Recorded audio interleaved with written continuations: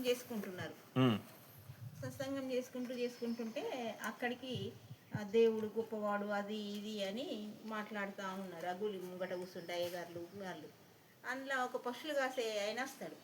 వచ్చి దొర మరి దేవుడిని అంత నమ్మితే అంత గొప్ప అంటున్నారు కదా, మరి నాకు ఒక మంత్రం ఇయ్యరా అని ఈ అడుగుతాడు ఆయనే, పశువుల కాస్తాయని.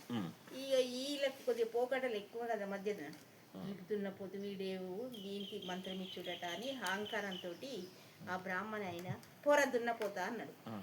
అని అయ్యా మంత్రం చెప్పారంటే పోర దున్నపోతా అనే మంత్రమే అని వాడు పట్టుకుంటాడు.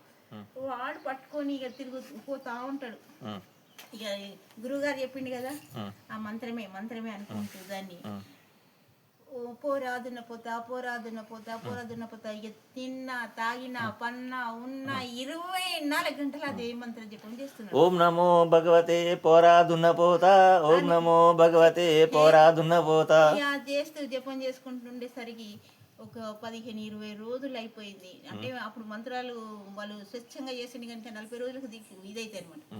యమధర్మరాజు దున్నపోతుకు మంటలు మొదలైనవి. అద్భుత. యమధర్మరాజు దున్నపోతుకు మంటలు కొట్టి ఇక అక్కడ నేను పని చెయ్యను, నేను వెళ్ళిపోతా, నన్ను భూలోకంలో ఒక భక్తుడు బాగా పిలుస్తాడు అని చెప్పి అంటాడు. నీకు భక్తుడు ఎవరున్నాడు భూలోకంలో అంటే, లేదు నన్ను పిలుస్తాడే నేను పోతా అని చెప్పేసి యమధర్మరాజు అని నేను పోతా అంటే మరి నా మంటల పోట్లు మండుతున్నాయి, నేను పోకపోతే నాకు మంటల పోట్లు ఎక్కువ అవుతాయి, నాకు ఏదైనా చేయమనగానే ఏం చేయాలనుకొని సరే నీ సమస్యకి పరిష్కారం బ్రహ్మదేవుని దగ్గరికి పోయి అడుగుదామని పోతాడు.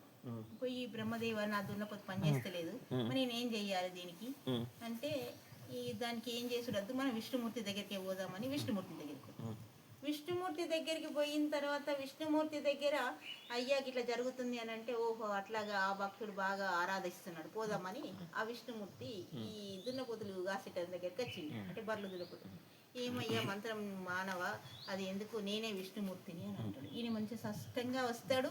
ఆయన విష్ణుమూర్తి నేనే అని చెప్పంటే నువ్వెవరు విష్ణుమూర్తి అని మా గురువు గారు చెప్పాలి కదా, నువ్వు చెప్తే నేను ఎట్లా నమ్ముతాను అంటాడు. లేదు నేనే విష్ణుమూర్తి, మరి గురువు గారి దగ్గరికి పోదాంపా అని ఆ గుడి కాడికి తీసుకొస్తాడు. గుడి కాడికి తీసుకురాగానే ఆ గుడిలో కూర్చుంటారు వీళ్ళు. అయ్యోరులు మీరు విష్ణుమూర్తి అని చెప్పిండు కదా, ఈయన విష్ణుమూర్తి అట నా ఎంటున్నాడు చూడుండ్రి అని చెప్తారు. ఎర్రా నీ తపాసి ముఖానికి నీకు గురువుగా నీకు విష్ణుమూర్తి కనబడ్డాడు, మేము ఇన్నేళ్ళు గుడి పూజ చేస్తే మాకే కనబడతలేదు, నీకు కనబడ్డాడు అదా ఇదని హెంగంగా హేరడ చేస్తారు.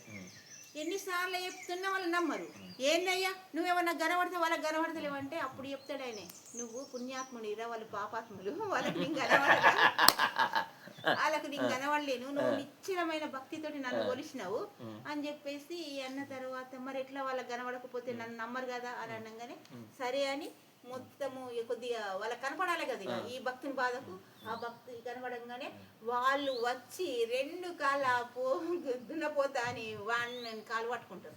అయ్యా మేమేదో నిన్ను తక్కువ చేసి మాట్లాడినందుకు మాకు తగిన శిస్తు జరిగింది, భగవంతుడే సాక్షాత్ నీ దగ్గరికి వచ్చి నిన్ను ఇది చేసిండ్రు అంటే ఎంత గొప్ప వాడివి నువ్వు ఇక అని. అప్పుడు ఏమైందంటే అందరికీ ఎవరిని తక్కువ చేయొద్దు అనే గుణపాఠం ఆ విష్ణుమూర్తి చెప్పిపోతాడు.